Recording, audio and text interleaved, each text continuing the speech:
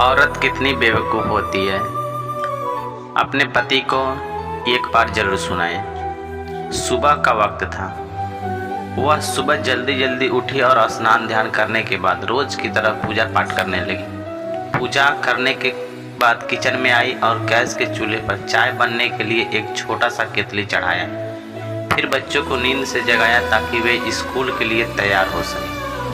कुछ ही पलों में वो अपने सास ससुर के लिए नाश्ता तैयार किया और चाय और नाश्ता अपने सास ससुर को देकर आई। फिर अपने बच्चों को ड्रेस भी पहनाई, बच्चों को नाश्ता कराया। पति को ऑफिस के लिए देर हो रही थी।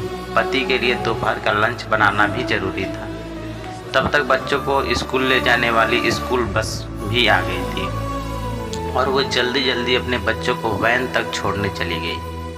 वापस आकर पति का लंच तैयार किया और उसे लंच बॉक्स में पैक करके फिर मेज पे पड़े जूठन बर्तन इकट्ठे किए। तभी उसके कानों तक उसके पति देव की आवाज़ आई कि मेरे कपड़े निकाल दो। अपने पति को ऑफिस जाने के लिए जल्दी जल्दी से कपड़े अलमारी में से निकाल कर दिए। अभी पति के लिए उनकी पसंद का नाश्ता तैयार करके टेबल पर लगाया ही था कि छोटी ननद आई और ये कहकर गई कि भाभी आज मुझे भी कॉलेज जल्दी जाना है, मेरा भी नाश्ता लगा देना। तभी दूसरी तरफ से देवर की आवाज़ आई कि भाभी भाभी मेरा भी नाश्ता निकाल दीजिए। पति और देवर ने नाश्ता किया और अखबार पढ़कर अपने अपने ऑफिस के लिए निकल गए। उसने मेज से खाली बर्तन समेटे और सास ससुर के लिए उनका परहेज का नाश्ता तैयार करने लगी। अपने सास ससुर को भी नाश्ता कराने के बाद फिर बर्तन इकट्ठे किए और उनको भी किचन में लाकर धोने लगी। तभी सफाई वाली भी आ गई। उसने बर्तन का काम सफाई वाली को सौंप कर खुद बेड पर पड़ी चादरें वगैरह इकट्ठा करने पहुंच गई और फिर सफाई वाली के साथ मिलकर सफाई में जुट गई। अब तक यह सारा काम करते करते लगभग 11 बज चुके थे। अभी वो पूरी तरह काम समेट भी ना पाई थी कि कॉल बेल बजी। दरवाज़ा खोला तो सामने उसकी बड़ी ननद और उसके पति व बच्चे सामने खड़े थे। उसने खुशी खुशी सभी को आदर के साथ घर में बुलाया और उनसे बातें करते करते उनके आने से हुई खुशी का इजहार करती रही। ननद की फरमाइश के मुताबिक नाश्ता तैयार करने के बाद अभी वो अपने ननद के पास बैठी ही थी कि सासू माँ की आवाज़ आई कि बहू कुछ खाने का प्रोग्राम है। उसने घड़ी पर नज़र डाली तो 1 बज रहे थे। उसकी फिक्र पड़ गई। वो जल्दी से फ्रिज की तरह गई और सब्जी निकाली और फिर से दोपहर के खाने की तैयारी में जुट गई।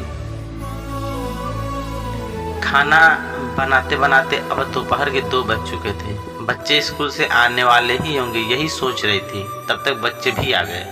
उसने जल्दी जल्दी बच्चों की ड्रेस उतारी, उनका मुंह हाथ धुलवा कर उनको खाना खिलाया। इस बीच छोटी ननद भी कॉलेज से आ गई और देवर भी अपने ऑफिस से आ चुके थे। उसने सभी के लिए मेज पर खाना लगाया और खुद रोटी बनाने में लगी रही। खाना खाकर सब लोग फ्री हुए। उसने मेज से फिर बर्तन जमा करने शुरू कर दिए। इस वक्त 3 बज रहे थे।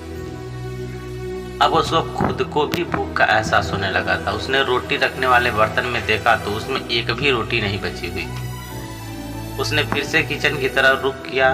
तभी पतिदेव घर में आकर दाखिल हुए और बोले आज देर हो गई, बहुत भूख लगी है, जल्दी जल्दी से खाना लगा दो। उसने जल्दी जल्दी अपने पति के लिए खाना बनाया और मेज पर खाना लगाकर पति को किचन से गर्म गर्म रोटियां बनाकर ला कर देने लगी। अब तक धीरे धीरे 4 बज चुके थे और अभी भी वो खाना खिला ही रही थी कि पतिदेव ने कहा कि आ जाओ तुम भी खा लो। उसने हैरत से पति की तरफ देखा तो उसे ख्याल आया कि आज मैंने सुबह से कुछ भी नहीं खाया। इस ख्याल के आते ही वो पति के साथ खाना खाने बैठ गए।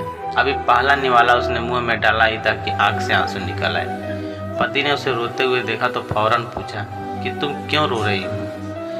वह खामोश रही और सोचने लगी कि इन्हें कैसे बताऊं कि ससुराल में कितनी मेहनत के बाद रोटी का निवाला नसीब होता है और लोग इसे मुफ्त की रोटी कहते हैं। पति के बार बार पूछने पर उसने सिर्फ इतना ही कहा कि कुछ नहीं, बस ऐसे ही आंसू आ गए थे। पति हल्का मुस्कुराया और बोला कि तुम औरतें भी बड़ी बेवकूफ़ होती हो, बिना वजह रोना शुरू कर देती।